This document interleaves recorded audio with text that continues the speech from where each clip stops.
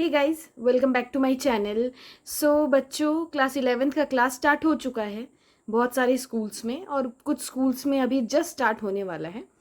तो I hope आप लोगों ने अपना फेवरेट स्ट्रीम चूज़ कर लिया होगा। तो ये वीडियो स्पेशली उन बच्चों के लिए है जिन्होंने कॉमर्स चूज़ किया है। ये जो मेरा चैनल है ये स्पेशली कॉमर्स वाले बच्चों के लिए है। एंड 11th एंड 12th में जो सब्जेक्ट्स हैं वो सब्जेक्ट्स का जो भी चैप्टर्स है उसका वीडियोस मेरे चैनल में अपलोड होगा। सबसे पहले बेटा क्लास 11th में, ठीक है, आप जब आए हैं क्लास 11th में तो आपको ये जानना बहुत ज़रूरी है कि आपका क्या क्या सिलेबस है, ठीक है, क्योंकि सिलेबस के बिना आप कैसे आगे बढ़ोगे, राइट। अभी क्या होता है ना कि 11th का सिलेबस थोड़ा सा लेंदी होता है और समय कम होता है, इसकी वजह से टीचर्स जो है पढ़ाना स्टार्ट कर देते हैं, राइट। बट बहुत इम्पॉर्टेंट है बेटा ये जानना कि आपके सिलेबस में क्या क्या है। अब आप सोचोगे कि मैम अभी हम सिलेबस देखेंगे तो हमें थोड़ी समझ आएगा कि सिलेबस में क्या है, कितना कैसे पढ़ना है, कितना समय देना है। ऑब्वियसली देखो, कॉमर्स आपके लिए बहुत न्यू है, राइट। कॉमर्स में जो सब्जेक्ट्स है जैसे अकाउंटेंसी, बिजनेस स्टडीज़ और इकोनॉमिक्स, ये 3 सब्जेक्ट जो है बेटा ये आपके इम्पॉर्टेंट सब्जेक्ट्स है, राइट। इसके बाद इंग्लिश कंपलसरी सब्जेक्ट है, फिर बहुत से स्कूल्स में हिंदी भी है, ठीक है, संस्कृत भी है, एजुकेशन भी है, ठीक है। तो इस तरह बहुत सारे सब्जेक्ट्स हैं, एंटरप्रेन्योरशिप भी है। तो स्पेशली जो है ये जो मैं अभी वीडियो बना रही हूँ वो 3 सब्जेक्ट का जो मेन सब्जेक्ट है कॉमर्स में, that is accountancy, business studies and economics, ठीक है। ये तीनों का सिलेबस अभी आपके सामने मैं डिस्कस करूँगी, ठीक है। मैं आपको प्रॉपर दिखाऊंगी कि कैसे सिलेबस को अब डाउनलोड किया जाता है, सीबीएसई के साइट में कैसे ओपन होगा, ये सारी चीज़ें। बहुत सारे बच्चों को ये सब चीज़ नहीं पता है क्योंकि बच्चे जो हैं सीबीएसई के साइट एक्सेस नहीं करते, ठीक है, मतलब उसमें जाते नहीं, देखते नहीं क्या हो रहा है क्या नहीं, ठीक है। क्योंकि टीचर्स जो है वो बता देते हैं कि ऐसा अपडेट है वगैरह वगैरह, ठीक है। और पहले के टाइम पे था ना कि सिलेबस जो है एक मिलता था, ठीक है, लेकिन अब जो है वो वैसा कुछ होता नहीं है, ठीक है। बहुत से स्कूल्स में नहीं होता, बहुत से स्कूल में होता है अभी भी। ये जो वीडियो है ये वीडियो में, ठीक है, अब आप लोग देखोगे, अभी आपके सामने एक पेज खुलेगा, ठीक है, उसमें आप देखोगे कि सीबीएसई के साइट पे कैसे जाना है और कैसे सिलेबस को डाउनलोड करके रखना है, क्योंकि आप बार बार तो मेरी वीडियोस को जाके देख के फिर आप देखोगे तो नहीं, राइट, उतना किसी के पास टाइम भी नहीं है। ये एक बार आप समझ लो कैसे देखना है, उसके बाद आप ये भी देखो कि कौन सा चैप्टर कितने मार्क्स का आ रहा है। उसके बाद आप आराम से, आपको जब जैसे चैप्टर समझ में आ जाएगा वैसे वैसे आपको समझ में आएगा कि किस चैप्टर से कितना कितना ध्यान देना है, कितना मार्क्स का है कौन सा चैप्टर, ठीक है। चलिए देखते हैं। चलो हम लोग देखते हैं कि कैसे हम लोग क्लास 11th का और 12th का सिलेबस देखेंगे, ठीक है, क्योंकि पढ़ने से पहले आपको सिलेबस जानना बहुत ज़रूरी है और साथ ही साथ किस चैप्टर से कितना मार्क्स का आ रहा है वो भी इम्पोर्टेंट है। चलो सबसे पहले जब आप गूगल पे टाइप करोगे सीबीएसई तो आपके सामने ये खुलेगा, CBSE central board of secondary education. आप इसको क्लिक करोगे, ठीक है, तो ये आ जाएगा आपके पास, ठीक है। अब इसमें बहुत आपको अगर मेन वेबसाइट पे जाना तो इसमें जाओगे, लेकिन हमको जो है वो आपका सिलेबस इसमें मिलेगा एकेडमिक वेबसाइट में। चलो क्लिक करते हैं एकेडमिक वेबसाइट पे।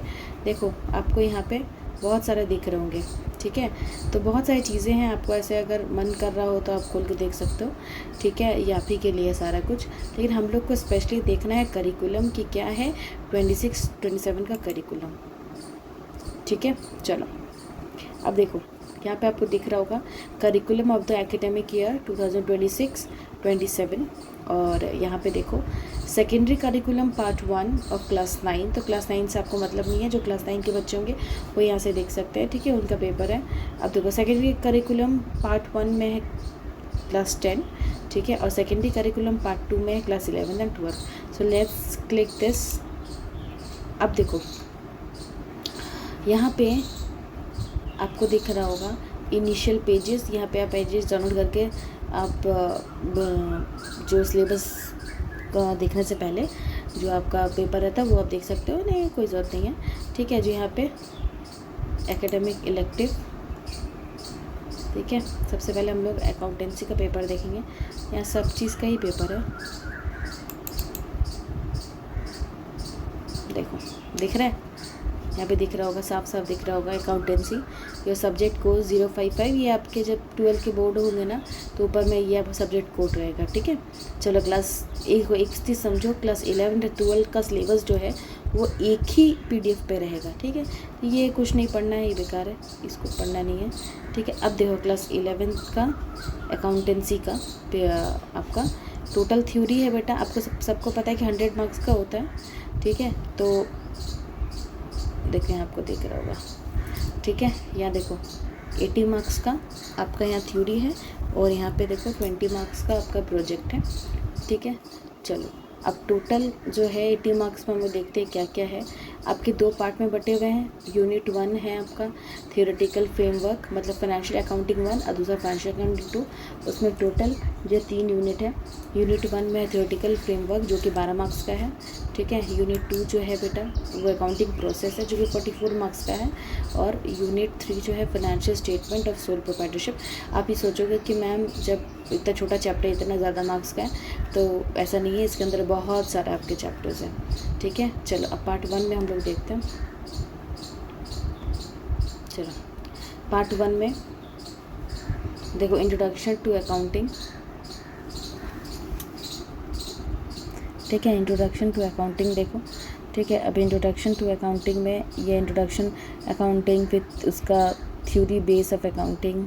ठीक है, ये पूरा आपको पढ़ना है। ठीक है, ये पूरा थ्योरी पेपर है।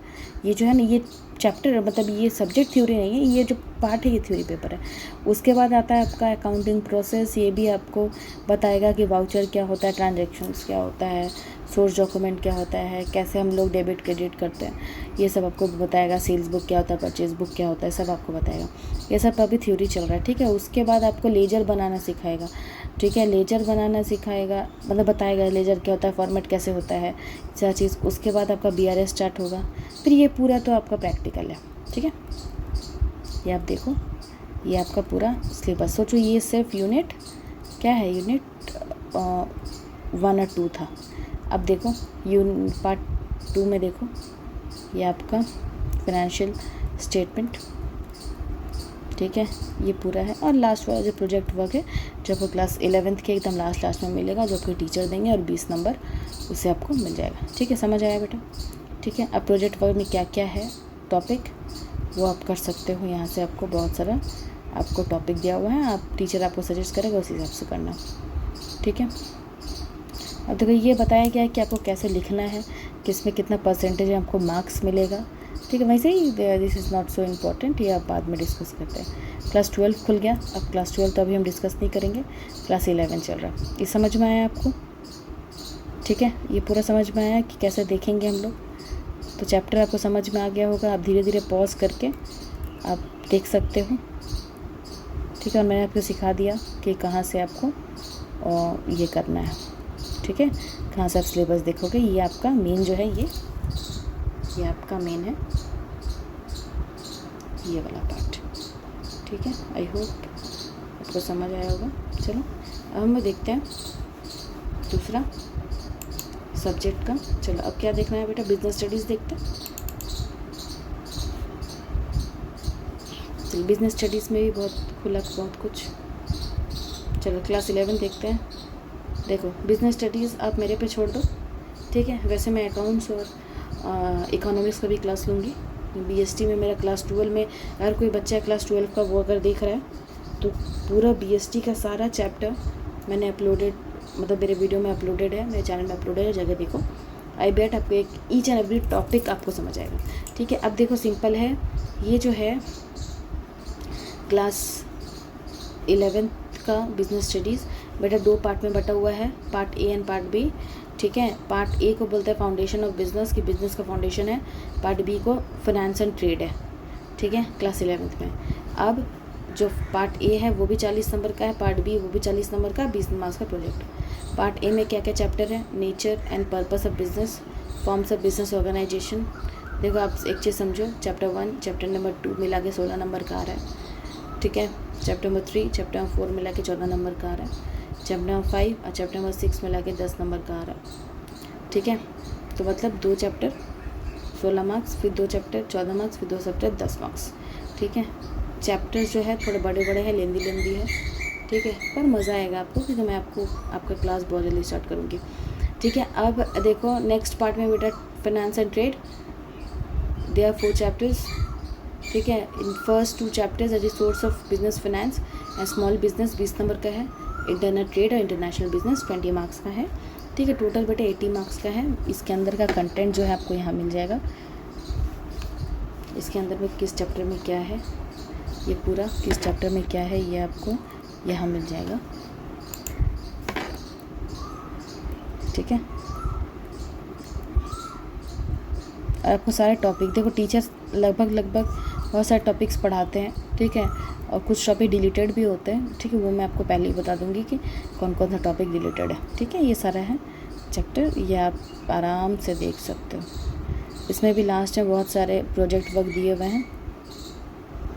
देखो प्रोजेक्ट वर्क दिखा दिए हुए हैं, ये प्रोजेक्ट वर्क का आपका पेज है। ये 12 खुल गया। ठीक है, 12 का मैंने ऑलरेडी बताया आपको, वीडियो अपलोडेड है, जाके देख लो। ठीक है, चलो ये हुआ। अब इकोनॉमिक्स खोले, चलो सेम वही कहानी स्टार्ट हो गया। चलो इकोनॉमिक्स में बेटा सिंपल है, थ्योरी है 80 मार्क्स का और प्रोजेक्ट है 20 मार्क्स का, तीनों में वैसा ही है। ठीक है, they are 2 parts, part A and part B. The part 1 is called statistics of economics, जिसके अंदर आता है introduction, collection, organisation, presentation of data, statistical tool and interpretation. ठीक है, ये कितने नंबर का है? इंट्रोडक्शन और कलेक्शन वाला चैप्टर जो है बेटा 15 नंबर का है, और स्टैटिस्टिक्स जो है 25 नंबर का है। जैसे मीन मीडियन मोड ये अपने सुना हो क्लास 9 10 में भी। ठीक है, ये इसमें आता है, मैं अब क्लास लूँगी, डोंट वरी।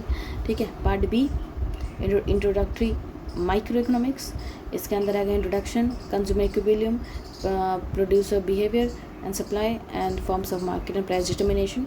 ये पहला वाला 4 नंबर, फिर 14 नंबर, फिर 14 नंबर 8 नंबर। ये दोनों चैप्टर इतना ज़्यादा नंबर का क्यों है?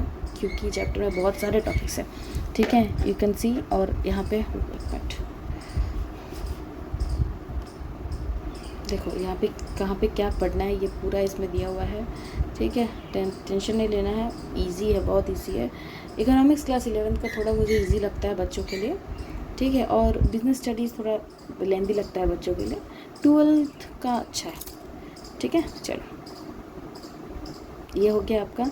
इसका मतलब आपने क्या समझा कि टोटल हमने आज डिस्कस किया कि अकाउंटेंसी, बिजनेस स्टडीज़ और इकोनॉमिक्स में क्या क्या चैप्टर आ रहा है। मैंने आपको सिखा दिया कि कैसे क्या देखना है। अब इसमें से कोई अगर साइंस वाला बच्चा होगा तो उसको बायोलॉजी देखना है, या आपको और ही सब बस केमिस्ट्री देखना है, या आपको कंप्यूटर साइंस देखना है, या कुछ भी देखना हो।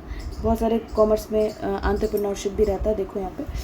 ठीक है, जो बड़े शहर के बच्चे हैं उनका एंटरप्रेन्योरशिप भी रहता है, तो आप इसको भी खोल के देख सकते हो। इसके अंदर क्या क्या टॉपिक्स हैं, ये भी कॉमर्स का इंपॉर्टेंट है।